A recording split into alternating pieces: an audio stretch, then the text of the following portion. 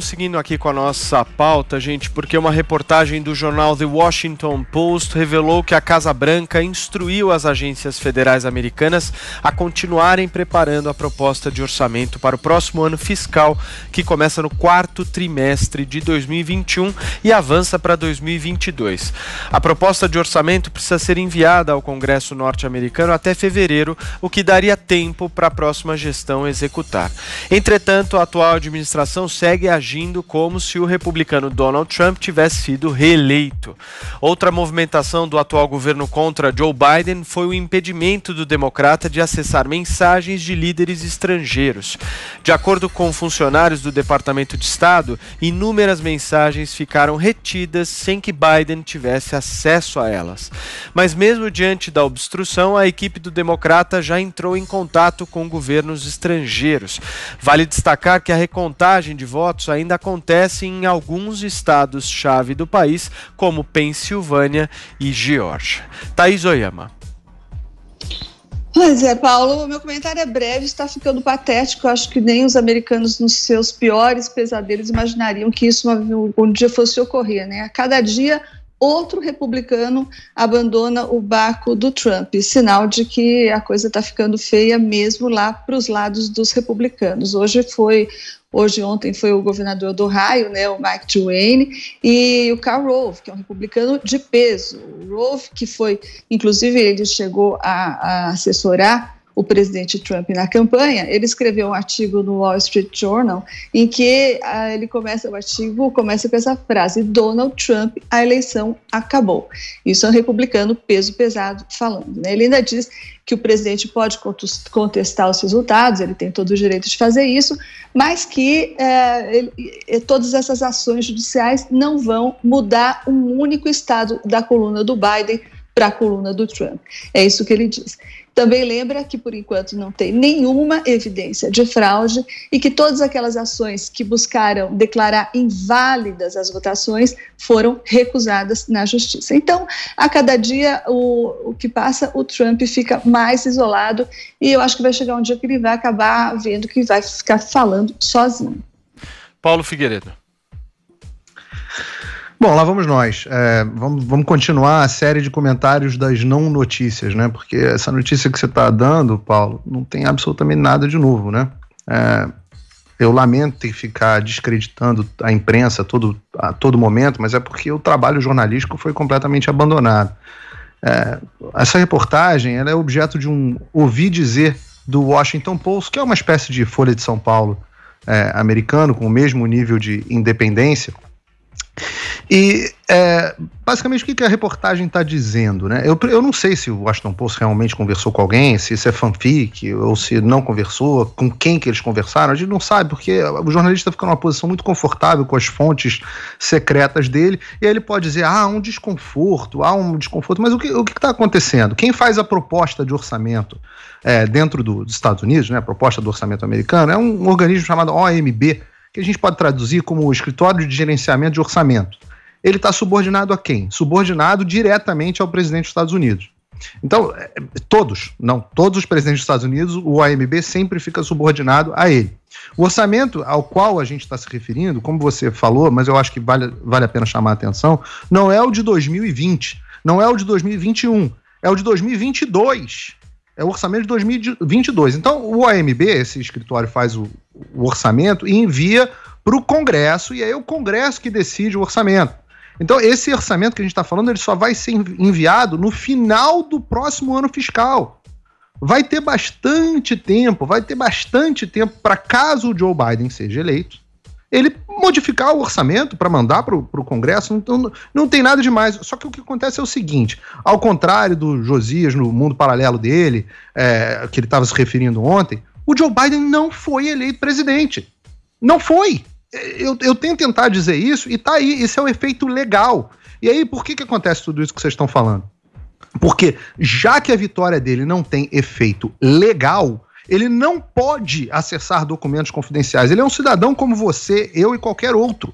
Ele não tem acesso a determinados documentos confidenciais, ele não tem acesso a mensagens, nem troca de mensagens com líderes do exterior, porque existe uma lei específica nos Estados Unidos que se chama Lei Logan Act, que proíbe americanos a tratarem de assuntos sem que eles de assuntos de relações internacionais sem que eles tenham mandato para isso.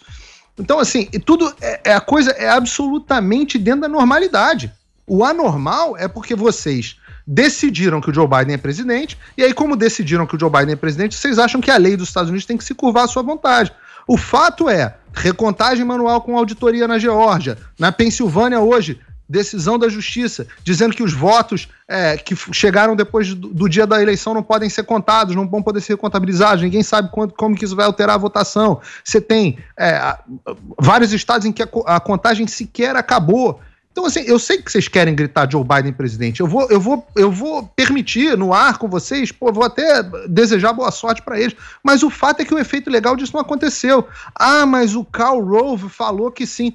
Para cada um republicano que você arrumar, o Mitt Romney, o Karl Rove, o George Bush, eu te arrumo 50 que estão apoiando o presidente, inclusive os que realmente importam. O líder dos republicanos na casa, o republicano mais poderoso depois do Donald Trump, que é o Mitch McConnell, que é o líder dos republicanos no Senado, que, aliás, vai continuar como líder do Senado, da maioria no Senado, né? Um equivalente aqui a presidente do Senado, mas não é de fato. Os governadores da Flórida, o senador Ted Cruz, enfim, todas as estrelas do Partido Republicano estão apoiando fortemente o presidente. Eu sei que vocês não gostam, mas isso é a vida como ela é, pô. Josias. Surgiu, de fato, um país novo dentro do território americano. Chama Trumpolândia. O Paulo, por exemplo, mora nos Estados Unidos, mas ele decidiu viver na Trumpolândia. Esse país novo, ele é muito parecido com o País das Maravilhas. Ali quem ousa mostrar o mundo real é acusado de conspirador, de mentiroso, de adorador de fake news. E o soberano plenipotenciário no reino das redes sociais, o Donald Trump, ele sustenta nesse universo do cristal líquido que ele foi reeleito. E, por enquanto, essa proclamação destoa da apuração realizada nos estados. É disso que nós estamos falando. Ninguém quer gritar. Até lamento que os Estados Unidos estejam submetidos a duas opções tão precárias. E quem imagina que o Joe Biden vai ser um grande presidente está se iludindo. É um político opaco e não é por falta de tempo, que ele está na vida pública há 4 décadas. Então eu lamento muito pelos americanos. É um presidente, é uma alternativa precária ao Donald Trump. Mas a eleição foi feita. É como se as urnas estivessem ecoando Alice, gritando para o Trump. Vocês são para o Trump e para os seus devotos, para quem resolveu viver na Trumpolândia, né? Vocês não passam de um baralho de cartas. Nessa Trumpolândia, a realidade se tornou uma verdade negativa. Quer dizer, à medida que as suas pretensões reeleitorais foram derretendo, o Trump foi enumerando os mandamentos do seu triunfo.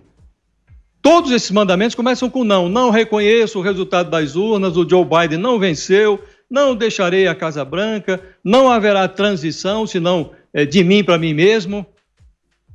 No momento, o país paralelo do Trump está se movendo em 2 direções.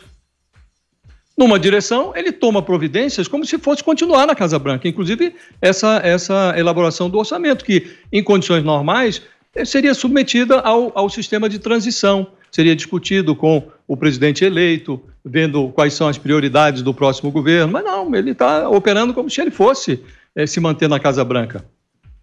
E na outra direção, os advogados do Trump, eles estão se esforçando para retardar a proclamação do resultado das urnas nos estados em que o Biden prevaleceu. Naqueles estados em que o Trump venceu, está tudo normal, tudo foi legal, não houve voto pelo correio que deva ser descartado, não.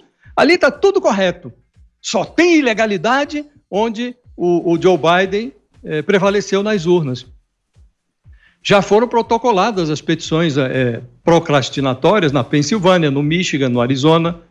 Somando esses 3 estados, que dão, acho que, se não me engano, 47 votos no colégio eleitoral, aí o Biden ficaria, não teria os 270 delegados, e não seria o presidente. Então eles estão se concentrando nesses estados.